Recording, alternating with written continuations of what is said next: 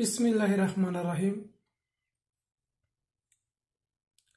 अस्सलामु आलैकुम रहमतुल्लाहि व बाराकातुहू। আমার প্রাণপ্রিয় সুনামগঞ্জ সকল নেতৃবৃন্দ, বাংলাদেশ জাতীয়তাবাদী দল বিএনপির সিনিয়র জুনিয়র তরুণ প্রজন্ম যারা আছেন সকলকে আমার পক্ষ থেকে আন্তরিক শুভেচ্ছা ও অভিনন্দন। আমি প্রথমে স্মরণ করে নিচ্ছি আল্লাহ পাক রব্বুল আলামিনকে এবং আমার পিতামাতাকে। শহীদ প্রেসিডেন্ট জিয়াউর রহমান, ওনাকে আমি শ্রদ্ধা ভরে স্মরণ করে নিচ্ছি।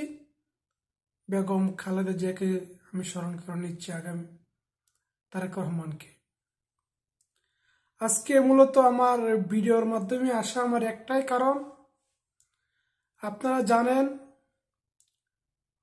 গত কিছুদিন আগে সুনামগঞ্জ জেলা বিএনপি থেকে সুনামগঞ্জে আপনার 11টি উপজেলা আছে, সেই 11টি উপজেলার মধ্যে আহ্বায়ক কমিটি দেওয়া হয়েছে বিএনপির।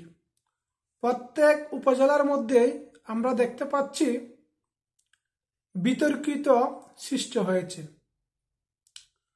তো আজকে আমি কিছু কথা বলতে চাই, জানি না আমার কথাটুকু কতটুকু সিনিয়র নেতৃবৃন্দর কানে পৌঁছাবে। তারপর আমি ছোট ক্ষুদ্র একটি মানুষ হিসাবে আমি আপনাদের সামনে কয়েকটি কথা বলতে চাই।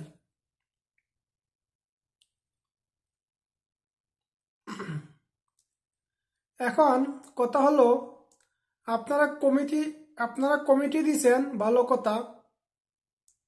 তো এমন কমিটি দিলেন কেন যে কমিটি প্রশ্নবিদ্ধ হতে হবে? ঠিক আছে, মানলাম আপনারা কমিটি দিলেন, প্রশ্নবিদ্ধ হলো। এখন আমরা দেখতে পাচ্ছি দিরাই বলেন, সাল্লা বলেন, তাহিরপুর বলেন, বিশম্ভুপুর বলেন, অনেক উপজেলাতে আপনার এই বিতর্কিত কমিটিগুলো যেখানে হয়েছে সেখানে আপনার মানববন্ধন হয়েছে, প্রতিবাদ চলতেছে। শুধু অনেক সিনিয়র নেতৃবৃন্দ সেখানে প্রতিবাদ করতেছে, যারা বিএনপির জন্য লড়াই করে আসছে দীর্ঘ 17টি বছর, এই স্বৈরাচারকে হটানোর জন্য যারা অনেক কিছু ত্যাগ স্বীকার করছে তারাই আন্দোলন করতেছে। কারণ তারা কমিটিতে নাই, তাদেরকে আপনারা কমিটিতে রাখেন নাই। এখন আমার কথা হলো, আপনার কমিটি দিয়েছেন, বিতর্কিত হয়েছে, এবং যারা ত্যাগী নেতা আছেন ওনারা বঞ্চিত হয়েছে, এখন ওনারা মানববন্ধন করতেছে। তো এখন সুনামগঞ্জ জেলা বিএনপির আহ্বায়ক কমিটির কাছে আমার একটা আবেদন রইল, আপনারা যে উপজেলাতে বিতর্কিত সৃষ্টি হয়েছে সেই উপজেলাতে আপনারা ওই কমিটিকে স্থগিত ঘোষণা করে আবার তদন্ত করে যাচাই বাছাই করে যারা দীর্ঘ 18টি বছর 17টি বছর যারা এই স্বৈরাচার হটানোর জন্য আন্দোলন করে আসছে, অনেক কিছু ত্যাগ স্বীকার হয়েছে, কারাবন্দী হয়েছে, জেল জুলুম খাটছে, ব্যবসা বাণিজ্য করতে পারে না, এলাকাতে ঘর বাড়ি এই স্বৈরাচার সরকার নষ্ট করছে, তাদেরকে আপনারা যাচাই বাছাই করে আবার কমিটি দেন। তাহলে দেখবেন দলের মধ্যে আবার যে ঐক্যবদ্ধ ছিল সেই ঐক্যবদ্ধ আবার ফিরে আসবে।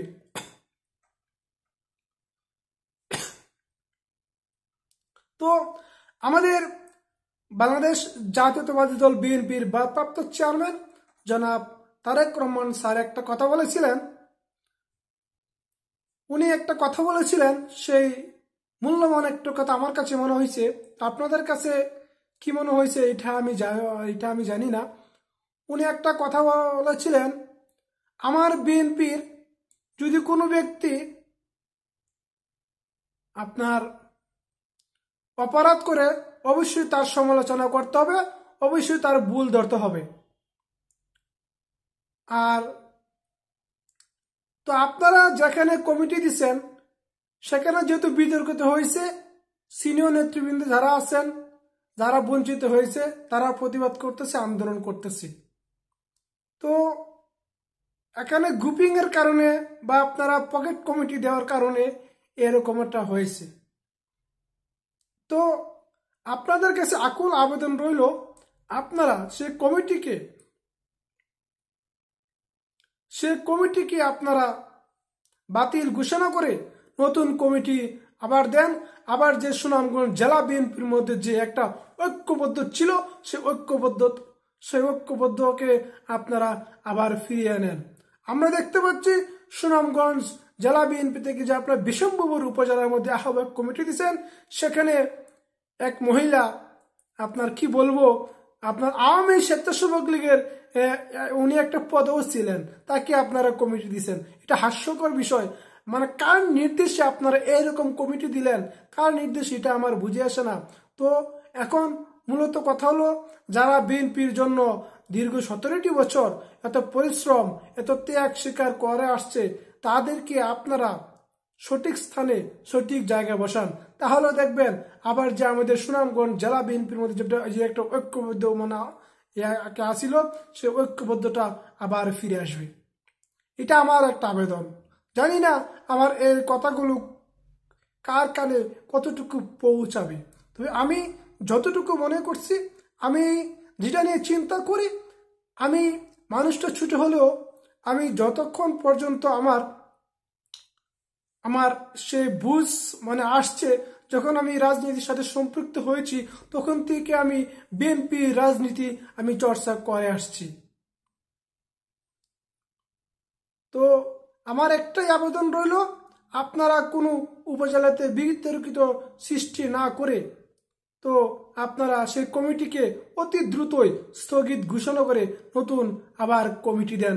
তাহলে দেখবেন যারা ত্যাগীনতা, যারা বঞ্চিত হয়েছে, তারা আবার সে আপনাদের মনে জায়গা করে নিয়েবে। হয়তো এটা ভুল বুঝাবুঝি হইতে পারে, হয়তো আপনাদেরও বা কোনো এক কারণে ভুল হতে পারে, তাও কোনো সমস্যা নেই। কিন্তু আপনারা আবার এই কমিটি দ্রুত স্থগিত ঘোষণা করে আবার নতুন কমিটি দেন। এটা আমার কথা। তো কার কেমন কথা এটা আমি জানি না। আপনাদের মতামত কেমন কমেন্ট বক্সে জানিয়ে দিবেন। আর যদি ভিডিওটা ভালো লাগে থাকে, আমাদের সুনামগঞ্জ জেলা বিএনপির যত সিনিয়র নেতৃবৃন্দ আছে সকলের কানে পৌঁছে দিবেন। ধন্যবাদ সবাইকে। শহীদ প্রেসিডেন্ট জিয়াউর রহমান অমর হোক। দেশনেত্রী 3 বারের সাবেক প্রধানমন্ত্রী বেগম খালেদা জিয়া দীর্ঘজীবী হোক, ওনার সুস্বাস্থ্য কামনা করছি। এবং বাংলাদেশ জাতীয়তাবাদী দল বিএনপির ভারপ্রাপ্ত চেয়ারম্যান তারেক রহমানের সুস্বাস্থ্য কামনা করছি। বাংলাদেশ জিন্দাবাদ। আল্লাহ হাফেজ।